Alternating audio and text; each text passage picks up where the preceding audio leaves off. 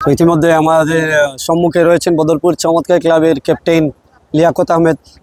Late Shri Kripesh Ranjan Pal memorial 7-a-সাইড night cricket tournament season 2 প্রথমবারও champion হয়েছিলেন, আবার এইবারও চ্যাম্পিয়ন হয়েছেন। তো আমি লিয়াকত আহমেদের কাছ থেকে জানতে চাইব যে ওনারা প্রথমবার যেরকম টিম নিয়ে খেলেছিলেন সেই একই টিম নিয়ে খেলেছেন বা কোনো প্লেয়ার চেঞ্জ করেছেন এই মরশুমে? না, অ্যাকচুয়ালি এই টুর্নামেন্টটা খুব ভালো টুর্নামেন্ট হয়। লাস্ট ইয়ার আমরা ডিফেন্ডিং চ্যাম্পিয়ন ছিলাম, আর এইবারে অনেক প্লেয়ার চেঞ্জ হয়েছে। কিছু কিছু বড় বড় টুর্নামেন্ট চলছে, শিলচর, তুফখানা, হাইলাকান্দি, সুজামুদ্দিন। এই টুর্নামেন্টে প্লেয়ার অ্যাভেলেবল হয় নাই, তাই আমরা এইবার 8-9 জন প্লেয়ার চেঞ্জ করে খেলেছি। মোটামুটি আমাদের টিম ভালোই ছিল, তাই আমরা ফাইনালটা জিতেছি।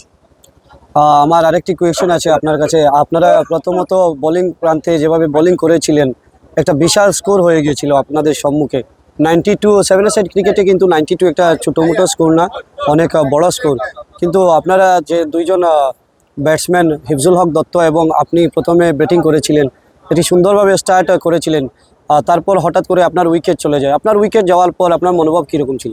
না, অ্যাকচুয়ালি প্রথমে রান একটু লিক হয়েছে, আমি দেখেছি। কিন্তু 10 ওভারের খেলায় 192 রান, চেসেবল রান। আর আমি তো বেশ এখন খেলি না 7-a, তাই জন্য কিছু বল মিস হয়েছে। কিন্তু দত্ত জানেন আপনারা সবাই, বরাকবেলির এই ফর্মেটে ভালো একটা প্লেয়ার। যত সময় দত্ত মাঠে ছিল 92 নয় 120 হলেই চেস হতো, এটা আমার বিশ্বাস ছিল। Thank you mister Liaquat Ahmed, and congratulation once again. ধন্যবাদ।